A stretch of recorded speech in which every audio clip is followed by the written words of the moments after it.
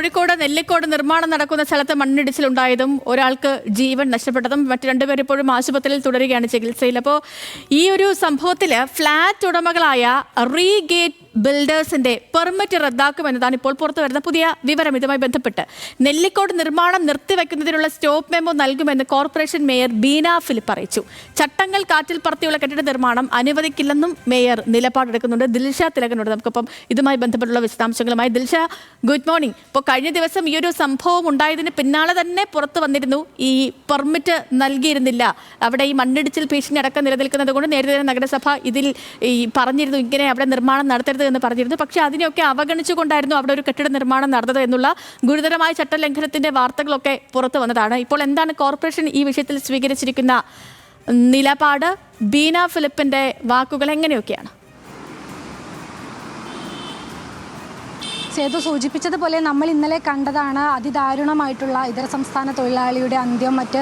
കൂടെ ഉണ്ടായിരുന്ന മറ്റു രണ്ട് തൊഴിലാളികൾക്ക് പരിക്കുകളോടെ അവർ രക്ഷപ്പെട്ടതെല്ലാം തന്നെ ഈ കോഴിക്കോട് നെല്ലിക്കോടാണ് ഈ നിർമ്മാണത്തിലിരുന്ന സ്ഥലത്ത് മണ്ണിടിഞ്ഞത്. അതിഭീകരമായിട്ടുള്ള ഒരു അവസ്ഥയാണ്. നേരത്തെയും ഈ പ്രദേശത്ത് മണ്ണിടിഞ്ഞിട്ടുള്ളതാണ്. മണ്ണിടിച്ചിൽ ഭീഷണി നിലനിൽക്കുന്ന സ്ഥലം കൂടിയാണ്. എന്നിട്ട് കൂടി നിയമങ്ങൾ കാറ്റിൽ പറത്തിക്കൊണ്ട് യാതൊരു സുരക്ഷാ മാനദണ്ഡങ്ങളും ഇല്ലാതെയാണ് ഇവിടെ നിർമ്മാണം നടന്നിരുന്നത് എന്നാണ് ഏറ്റവും ആശങ്കപ്പെടുത്തുന്ന ഒരു കാര്യം. ഇതിലാണ് ഇപ്പോൾ കോർപ്പറേഷൻ്റെ നടപടി വന്നിരിക്കുന്നത്. റീഗേറ്റ് ബിൽഡേഴ്സിൻ്റെ പെർമിറ്റ് റദ്ദാക്കുമെന്നാണ് കോഴിക്കോട് കോർപ്പറേഷൻ മേയർ ബീന ഫിലിപ്പ് അറിയിക്കുന്നത്. ഇന്ന് തന്നെ കോർപ്പറേഷൻ ഇതുമായി ബന്ധപ്പെട്ട് നിർമ്മാണം നടക്കുന്ന സ്ഥലത്തെത്തി നേരിട്ട് തന്നെ റീഗേറ്റ് ബിൽഡേഴ്സിന് സ്റ്റോപ്പ് മെമ്മോ നൽകും എന്ന് തന്നെയാണ് കോർപ്പറേഷൻ മേയർ ബീന ഫിലിപ്പ് പറയുന്നത്.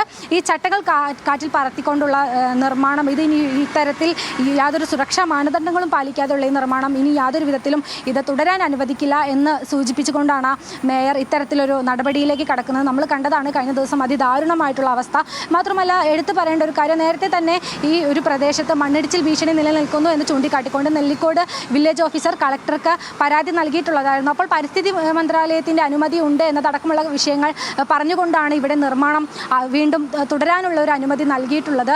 എന്നാൽ ഇപ്പോൾ നമ്മൾ കഴിഞ്ഞ ദിവസം കണ്ടു അതിദാരുണമായിട്ടുള്ളൊരു സംഭവം. മാത്രമല്ല കഴിഞ്ഞ ദിവസങ്ങളിലൊക്കെ തന്നെ വലിയ രീതിയിലുള്ള മഴയുള്ളത് കാരണം തന്നെ ഈ മണ്ണെല്ലാം തന്നെ നനഞ്ഞു കുതിർന്നു നിൽക്കുന്ന അവസ്ഥയിലായിരുന്നു. എന്നിട്ട് കൂടി യാതൊരു സുരക്ഷാ മാനദണ്ഡങ്ങളും ഇല്ലാതെ നമ്മൾ ഇന്നലെയൊക്കെ ദൃശ്യങ്ങളിൽ കണ്ടതാണ് 4 ഷീറ്റ് വലിച്ചു കെട്ടിയിട്ടൊക്കെയാണ് അവിടെ നിർമ്മാണം നടത്തിയിരുന്നത്. നാട്ടുകാർ നേരത്തെ തന്നെ ഈ നിർമ്മാണത്തിനെതിരെ പരാതിയുമായിട്ട് രംഗത്ത് വന്നിട്ടുള്ളതാണ്. നേരത്തെയും ഇവിടെ മണ്ണിടിഞ്ഞിട്ടുള്ളതാണ്. നാട്ടുകാർക്ക് വലിയ രീതിയിലുള്ള ആശങ്കകൾ ഉണ്ടായിരുന്നു.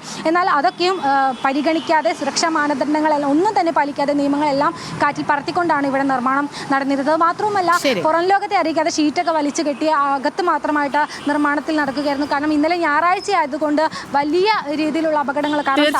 അങ്ങനെ ഗുരുതരമായ സർവത്ര നിയമ ലംഘനങ്ങളും ക്രമക്കേടിന്റെയും ഒക്കെ വാർത്തയാണ് ഈ ഒരു ദുരന്തത്തിന് പിന്നാലെ പുറത്തു വന്നുകൊണ്ടിരുന്നത്. ദിൽഷ പറഞ്ഞ പോലെ നാട്ടുകാർ പരാതിപ്പെട്ടിരുന്നു. നഗരസഭ അവിടെ ഈ നിർമ്മാണ പ്രവർത്തനം നടത്താൻ പാടില്ല എന്ന് ഉടമകളെ അറിയിച്ചിരുന്നു, ബിൽഡേഴ്സിനെ അറിയിച്ചിരുന്നു. എന്നിട്ടും അതിനെ ഒന്നും വകവയ്ക്കാതെ എല്ലാ നിയമങ്ങളെയും കാറ്റിൽ പറത്തി അവിടെ ഒരു ഈ ബിൽഡിംഗ് കെട്ടിപ്പൊക്കുന്നു. അവിടെ മണ്ണിടിച്ചിലുണ്ടായി ഒരാൾക്ക് ജീവൻ നഷ്ടപ്പെടുന്ന സാഹചര്യത്തിലേക്ക് പോലും എത്തിച്ചേരുകയാണ്. ഇപ്പോൾ കോർപ്പറേഷൻ ഈ വിഷയത്തിൽ നിലപാടും കടുപ്പിച്ചിട്ടുണ്ട്. ദിൽഷ തിലകനാണ് വിവരങ്ങൾ നൽകിയത്.